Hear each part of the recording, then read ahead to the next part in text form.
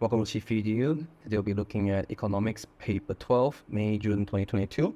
Alright, let's start. Okay, first question.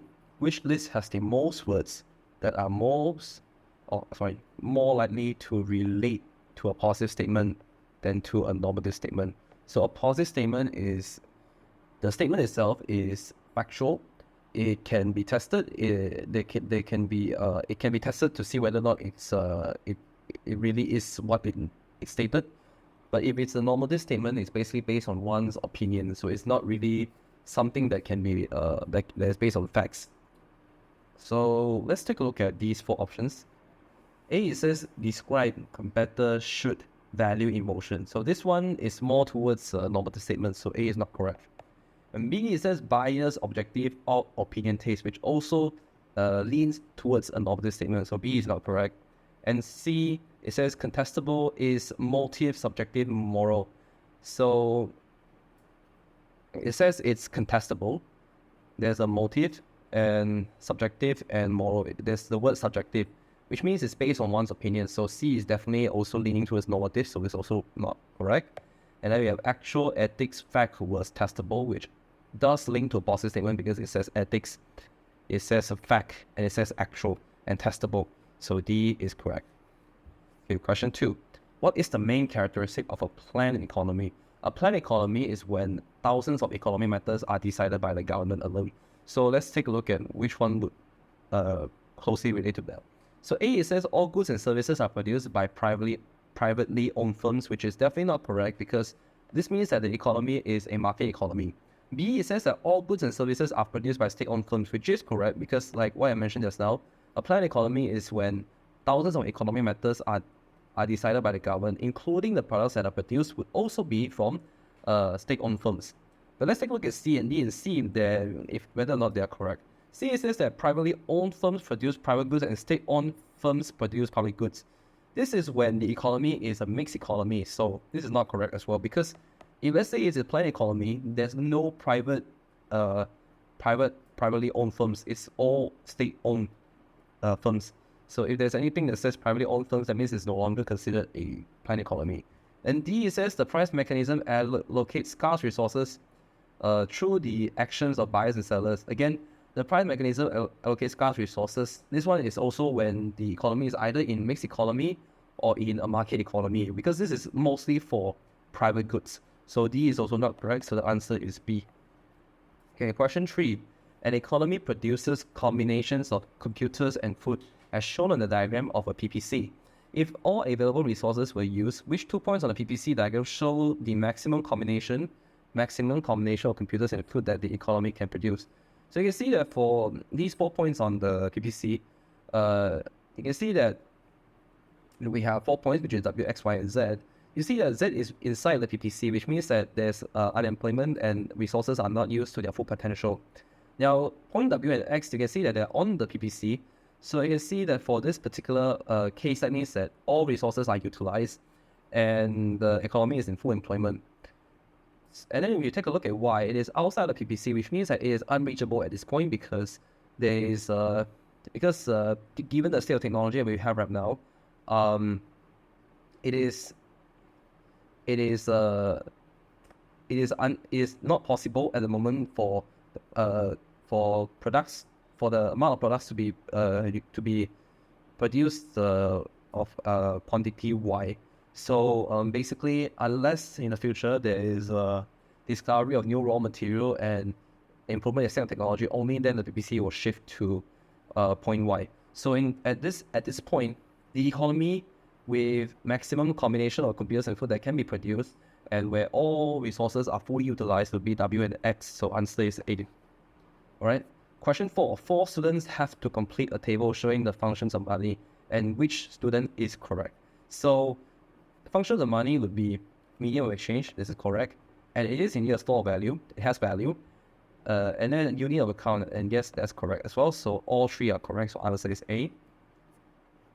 I do have to note that this is from the previous syllabus. So in the new syllabus, in the new AS syllabus, there's no more functions of money. So this one, do keep in mind that it's not going to come out in future papers.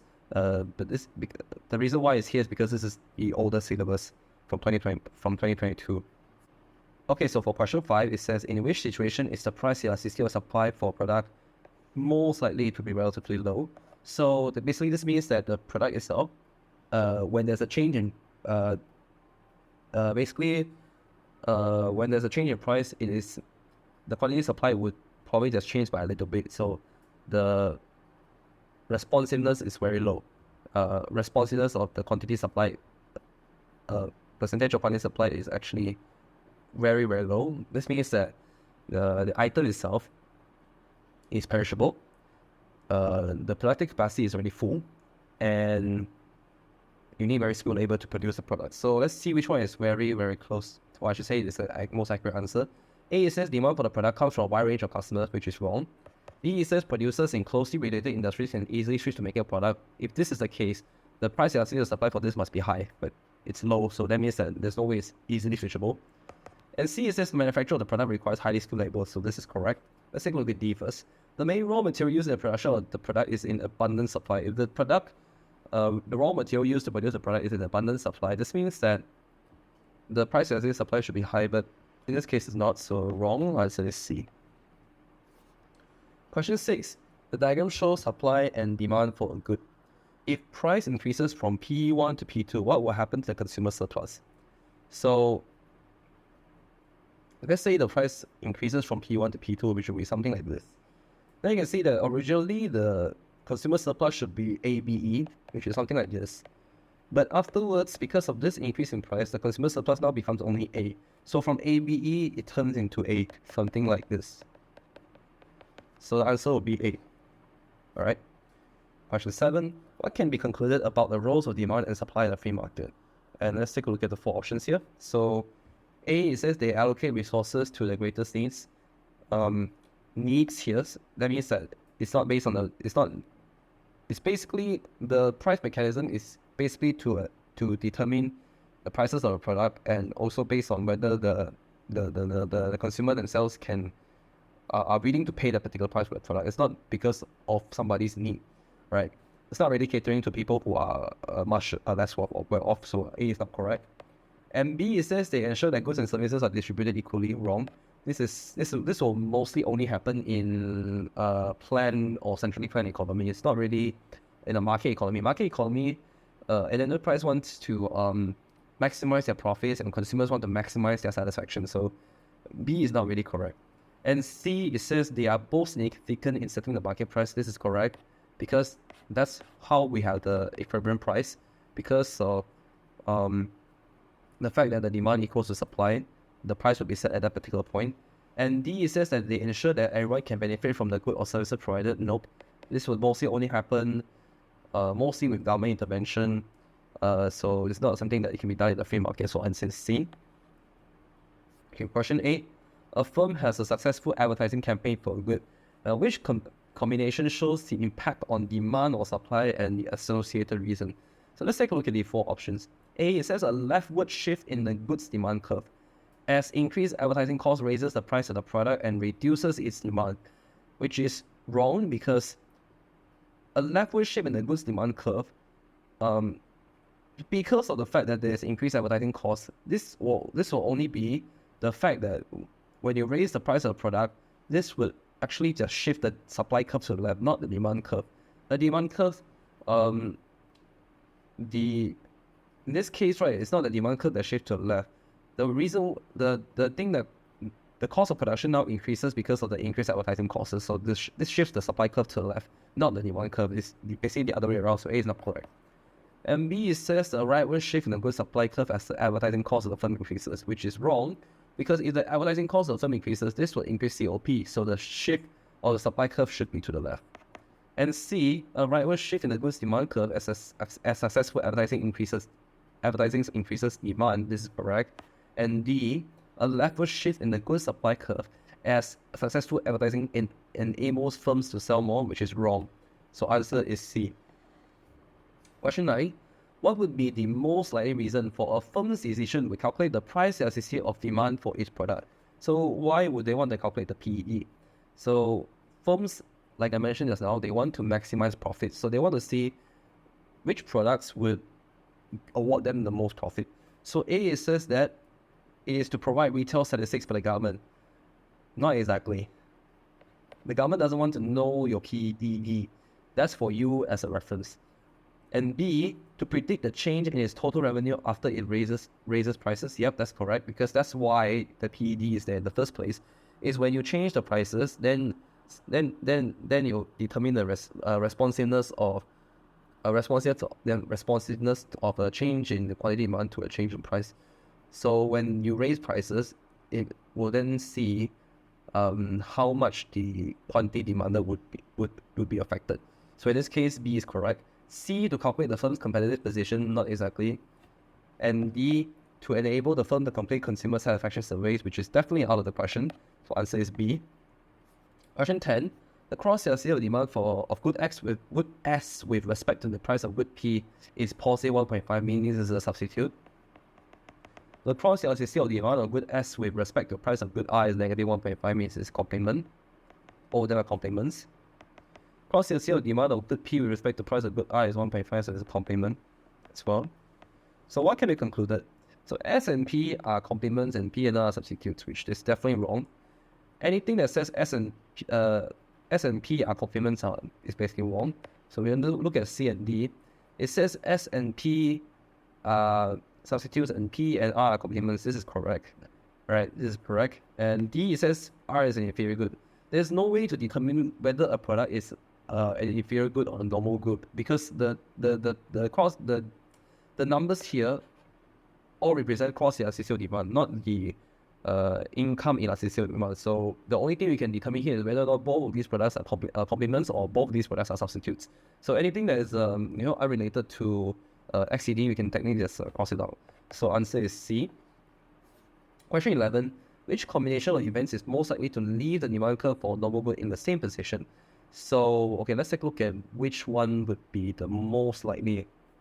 A, it says there's a decrease in consumer income and an increase in the price of a substitute good.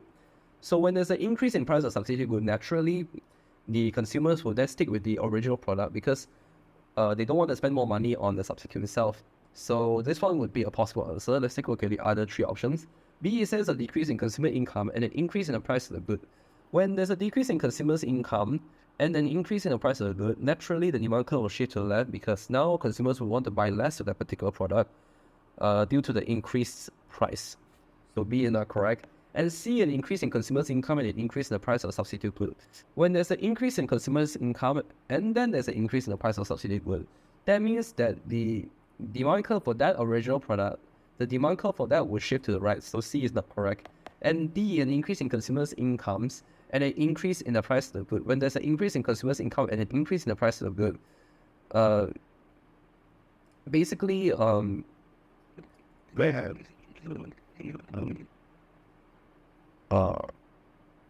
increase in the price of the good is mostly going to affect the supply curve generally. So in that case, when there's an increase in consumers' income, then naturally, I think in this case, demand would increase and then supply may decrease. So D is not correct and answer is A. Right, that's the correct answer. And then question 12, what does not happen when price acts as a means to allocate resources? What does not happen? What does not happen? So A says that price determines the supply of public goods, which is definitely not correct. And B says price operates in the market for both goods and factors of production. This is when the price acts as a means to allocate resources. So yeah, this is correct. C says price recognizes consumers' ability to pay rather than consumers' need to. Yes, consumers' ability to pay. That's why we have demand supply equivalent. So when demand equals to supply, that's the equivalent price. Then more consumers can purchase that particular good at that particular price. So it's basically to determine the consumer's ability to pay for that product and not the fact that consumers who are not well off can be able to purchase that particular product. It's not this case here. D says price signal the producers which goods are most profitable. Correct. That's what the price function is for. So the only one that's not correct or the one that does not happen would be A, which is price determines the supply of public goods. Question 13. Which statement about market disequilibrium is correct? A, it says price is likely to change. Price is likely to change.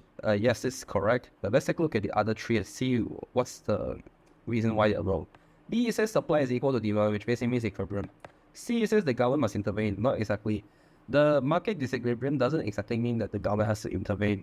This is, I would say it's a normative statement because there's no reason to prove why the government must intervene when there's a market disequilibrium. The government may not need to intervene because in the market disequilibrium could be caused by multiple reasons, but probably it's an actual intent. And then D says there must be shortages. Not exactly. It could be a shortage. There could be a surplus. If let's say because this equilibrium is where the price is set below maximum price set below equilibrium, then the supply there'll be a shortage. And then if let's say the minimum price is set above the price equilibrium, then yes, there is a surplus. So D is not correct. So answer is A. Question 14. Which combination of tax changes is most likely to be regressive in a developed economy? Regressive. So 14, it says increasing the rate of wealth tax and raising the rate of sales tax on luxury products. This one, most people who are not well off will not purchase luxury products anyways. And then you increase the rate of wealth tax, is actually making these are people who are actually more well off. They have to pay higher rate of taxation. Higher rate of tax, which means that it is going to be mostly going to be progressive. So it's not regressive. So A is not correct. Because the people who are richer, they pay more of the tax. So for those who are not well off, they don't have to pay that much of a tax. So it's not considered regressive. B says introducing a tax on owning property based on the sales value and then increasing the rate of income tax. Increasing the rate of income tax and then introducing a tax on owning property based on the sales value. So if you, let's say you purchase a more expensive house, then you are paying more of the tax. Which means that it's either progressive or, yep, it is progressive. So this one is not regressive, so B is not correct. And C, reducing the basic rate of income tax and increasing the duty on fuel. Reducing the basic rate of income tax, and if you increase the duty on fuel, that means that people who are poorer have to pay more for fuel. So C is not correct as well. D says removing the reason why this is not correct is because if you reduce the basic rate of income tax and then increasing the duty on fuel, reducing the basic rate of income tax basically means that people who are actually less well off, they don't have to pay more of the tax. So this one is not regressive. And then increasing the duty on fuel is regressive, but because we're looking on the left here, that means that there's only one that is regressive, one is not, so C is not correct. And D, removing the tax-free allowance for income tax and extending sales tax to include all food. If you extend sales tax, you'll make it regressive. Removing tax-free allowance means that you have to pay more of the income tax, so it's going to become regressive. So D is the answer. 15, the demand and supply functions of a product are quantity demanded equals 1,500 plus 50p, and quantity supplied equals 300p minus 2,000, where p equals price. With government regulation, the current price in the market is $15. Now, what can be concluded about the forward price regulation and the balance of demand and supply in the market? So 1,500 plus 50p equals 300p minus 2,000. Moving to the left, we get 3,500, and then we get 250p. And then we divide 3,500 by 250, we will get 14, which means $14. Now the current price is $15, so assuming that this is $14, and then it increases to $15, it will be something like this. That means that there is a surplus and then there's a decrease in demand. This would be your minimum price. So this is the effective minimum price. So A and B is not correct. So let's look at C and D. The balance of demand and supply, there's excess supply, so 15 is D. Right? Question 16, to improve the air quality for its citizens, the government introduced a subsidy for the producers of cars powered by battery charged from the electricity supply. And what are the likely effects of this subsidy on the price and sales of electricity? So now you introduce a subsidy for the producers of cars powered by batteries. So now the demand for electricity would increase. So when the demand for electricity increases, this means that the price of electricity would rise. So A, B is not correct. And then the sales of electricity would rise as well. So answer is D. Because now cars that run on electric would be much cheaper. People will purchase electric cars, and then they would then use more electricity. Demand for electricity increases, so price increases, and sales would also increase because of the shift of the demand curve to the right, which causes the rise in prices. And then question 17, what is definitely not involved when a transfer payment is made? So this is a transfer payment, meaning that the payment is processed with no production taking place. So A, it says bank deposit, which is wrong. B, it says cash, which is definitely wrong as well. This is going to be involved. C, it says government, yes, because it's from the government to the people. And D, it says production, so D is definitely wrong because production, like I said, transfer payment is made when no production takes place. 18, what is unlikely to occur with an increase in the provision of public goods? So let's look at the 4 options here. A, it says consumer non-exploitability. So consumer non-exploitability is going to occur with the provision of public goods because public goods is basically meant for every single person out there. The way it's funded is through taxation. Not everyone is. There is a low chance that the public good will be excludable. So A is likely to occur. B, it says improve use of resources. It's possible. C, it says opportunity cost. It is definitely going to occur because you're using resources to produce public goods and you're not going to get anything in return from producing the public goods because it's free for use. So C is not correct as well, but there's definitely no way that there is a reduction in tax because when you produce more public goods, you need more taxation. So when you have more taxation, people have to pay more of the tax, and the government will then collect back more of the tax and then use the money to produce these public goods. So that means your tax is you're just going to pay more tax. Question 19. In 2020, shops reported a fall in sales as domestic demand in the economy fell. Right? However, the impact on the overall economy was not as unfavorable as was first feared. And what might have lessened the impact? So, domestic demand in the economy fell. So let's take a look at the 4 options. A, it says exports increased, so it's possible, but let's look at the 3 other options. B, it says imports increased. Nope. Domestic demand failed, so imports would also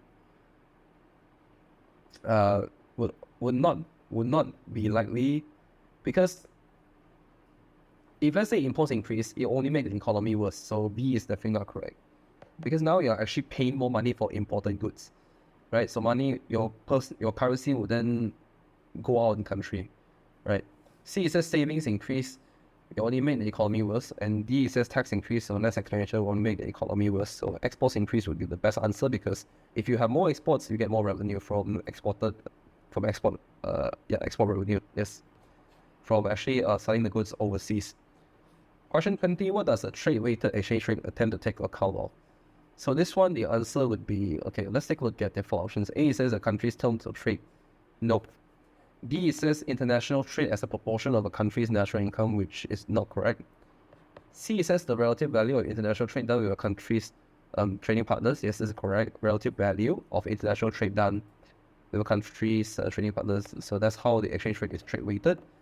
But D, it says size of country's current account surplus deficit, which is out of the question, so it's not correct. So I'll say C. Question 21, what will lead to an improvement in the terms of trade?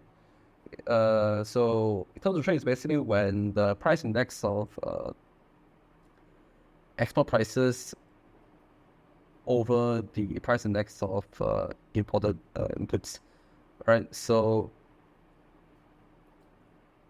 if let's say the price of exported goods are much higher than the imported ones, then your terms of trade would be over 100. But if let's say your imported goods, the price is lower than if it's higher than your exports, that means that the terms of trade will be less than 100, which is worse for which is not really good for the economy. Let's take a look at the option that we have here. It says A, export prices fall by 10% and import prices fall by 5%. Wrong, because if your export prices fall by more than your import prices, meaning that your import prices would be higher than your export prices. So this means that your terms of trade would worsen. B, it says export prices fall by 10% and import prices rise by 5%. Wrong as well. It's even worse. Your import prices now rise and your export prices now decrease. So it's making it even worse because your import prices are it's actually much higher than your export prices. C, it says export prices rise by 5% and import prices rise by 10%. Again, your import prices are much higher than your export prices. So that leaves us with D. Export prices rise by 10% and import prices rise by 5%. This is correct. Your export prices are now, I won't say it's much higher than your import prices, but definitely because of this rise, the higher percentage rise for export price, the terms of trade would have improved. It'll be much better. It probably may not be over 100, but it's definitely like something from 90 to 95 or 95 to 98, which is a good sign. 22, the diagram shows the annual inflation rate in the economy, and what can we deduce from the graph? So A, it says the price of goods and services fell between 2013 and 2014, which is wrong because from 2013 to 2014, the rate of inflation decreases from 2% to 0%, which means that there is still inflation, it's just disinflation. So A is not correct. And then B, disinflation took place between 2014 and 2015. Nope. Between 2014 and 2015, this is called deflation. Deflation as in there's a decrease in the general price level. So you can see it's from 0% to -1%. This is deflation. And C, it says the purchasing power of money increased between 2014 and 2015. This is correct. This is what happens when there's deflation. And D, it says the cost of living fell from 2016 onwards, which is wrong. The cost of living from 2016 onwards is definitely much higher because of inflation, the increase in the general price level. So C is the correct answer. Question 23, a country operates a fixed exchange rate system or put pressure on the country to devalue its currency. A, it says a decrease in the country's inflation rate relative to the inflation rate of other country. If let's say the country's inflation rate is lower than inflation rate of other country, the country will not need to devalue its currency. So A is not correct. B, it says a decrease in the tariffs on its product imposed by other countries. Nope. So this is not correct. C, it says an increase in its current account balance of payments deficit with other countries. Yes, because if let's say there's an increase in your balance of payments deficit, meaning that your outflow is more than the inflow, now you need to increase your inflows. So if you want to increase your inflows, you need to devalue your currency so that now the items that you purchase, if let's say you want to buy the domestic goods, then the prices would then be lower compared to other countries. Only then there'll start to be more people buying in your country's goods, and then your balance of payments deficit will then improve. So C is correct. And D, it says an increase in the country's interest rate relative to the interest rate of other country, which is not correct. If let's say there's an increase in the country's interest rate relative to the interest rate of other countries, then there's no need for the country to devalue its currency, because now naturally a lot of people's cash would then flow into your country. So B is not correct. So answer is C. Right. 24, the table gives different combinations of possible values for a country's PE for exports and price elasticity of demand for its imports following a devaluation. Under which combination of elasticity would the country's balance of payments on the current account worsen? So this is, we use the Marshall-Lerner condition where your PED, your sum of PED, X plus M, must be more than 1 in order for the current account country's balance of payments on the current account to improve. So anything that has PED X plus M more than 1 is all wrong. Because if you want the elasticity to make the country's balance of payments on the current account worsen, that means it must be less than 1. So let's take a look at A, B, C, D. A, 0.3 plus 0.3 is 0.6, so this is definitely going to worsen.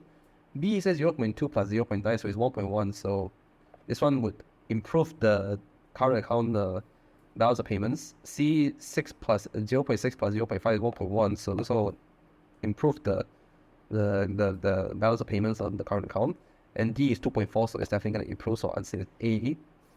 25, a country imposes no tariffs and has a perfectly elastic supply of smartphones to the rest of the world. In which statement is correct after the imposition of a tariff? So when there's an imposition of a tariff, that means that the supply curve would shift to that. It may look something like this. It doesn't matter how the demand curve looks like because it's not mentioned here. I'm just gonna draw a perfectly elastic supply curve, something like this. And then if let's say there is a tariff, that means that it will probably increase something like this. So price will definitely increase. So from P1 to P2, something like this. So A, it says domestic demand will rise, nope. B, it says domestic price of smartphone will rise, correct. C, it says the government will lose tax revenue, which is wrong, because if there's an imposition of tariff, that means that the government would gain more tax revenue. And then D, it says the supply of imports will increase. Nope, the supply of imports will decrease because the prices have increased, and then the supply curve will shift to the left. So answer is B. 26. In a recent year, Japanese car manufacturers agreed to limit exports of cars to the USA. So here the main point would be agreed to limit exports. So which form of protectionism is this? A, it says an embargo. Embargo basically meaning that a country limits the import of a product from another country as a way to actually protect its domestic manufacturers. But this is done without actually the other country willingly doing it. So A is not correct, because now it says Japanese car manufacturers agreed to limit exports. B, it says an export subsidy, which is wrong. C, it says quota, which is wrong. So this has to be D, which is voluntary export restraint. I voluntarily agreed to limit exports of cars to USA, right? So D is correct.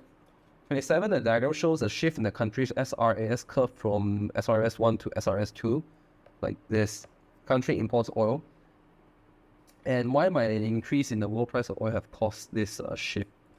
So why would that be the case? A, it says a rise in inflation is expected, which is not correct. If let's say a rise in inflation is expected, it would be the aggregate demand curve that would be increasing. B, it says consumers face a fall in the disposable income, which is wrong. If the consumers face a fall in the disposable income, the AD curve would shift to the left. There's no AD curve here. And C, domestic firms' costs have increased, correct? So that's why the SRS curve would now shift to the left. D, it says the government reduces tax on oil and petroleum products. This will increase. It will shift the SRS curve to the right, not to the left. So D is wrong. I'd say C. 28. What if decrease will help to reduce the rate of inflation? So A, it says what would help to reduce the rate of inflation? Decreasing inflation rates. So if you decrease your budget deficit, then your revenue will be more than your expenditure, and that would help to reduce the rate of inflation. So this is correct. B, with decreased direct taxes will result in an increase in AD, which will result in inflation because of an increase in the price level. So B is not correct. C, with decreased exchange rate is the same thing as well. AD will increase, so not correct. If you decrease interest rates, also the same thing as well. Increase expenditure, so D is not correct. So answer is A. 29, one is an example of a contractionary fiscal policy. So fiscal policy is basically the government's decision on its expenditure and also its taxation. So A, it says an increase in the budget deficit. When there's an increase in the budget deficit, that means that your expenditure is more than the revenue, which is wrong because it's contractionary, which means we want to let the economy fall below GDP. So A is not correct. B, it says an increase in the budget surplus, which means that your revenue will be more than expenditure. Yes, this is correct. Wait, I shouldn't circle that. I'll then take first. C, it says an increase in the interest rate. This is under contractionary monetary policy, so this is not correct. And D, it says an increase in money supply. This is expansionary monetary policy, so this is not correct. So I'll say this is B. Okay, last question. A country with low unemployment and a managed floating exchange rate has a persistent current account deficit on its balance of payments, and which policy to reduce this deficit is most likely to keep unemployment low but causes inflation, so an increase in the price level. So let's see which one is going to be the most accurate answer. A, it says depreciating its currency, which would increase AD, which would increase unemployment. Which would increase employment. So this is possible. B, it says higher direct taxation. This would decrease AD. It will shift AD curve to the left, so this would not keep unemployment low. For C, it says higher import tariffs. The country itself already has low unemployment, so when you have higher import tariffs, that means that your demand curve will shift to the left because the product is now relatively more expensive, but it doesn't cause inflation because of the decrease in demand, so the price level would actually just decrease. D, it says higher interest rate, which definitely would result in a shift of the AD curve to the left, so it will not cause inflation, and at the same time, it will also not keep unemployment low, so D is not correct, so answer is A. Right, so this is the end of this paper. So I hope this video has helped you out in doing this past paper, and please subscribe and give me a like. And the next paper will probably be another past paper question, which will probably be about economics because the economics exam is coming soon for paper 1. And I hope to see you again in the next video. Till then. Let's shift into the room.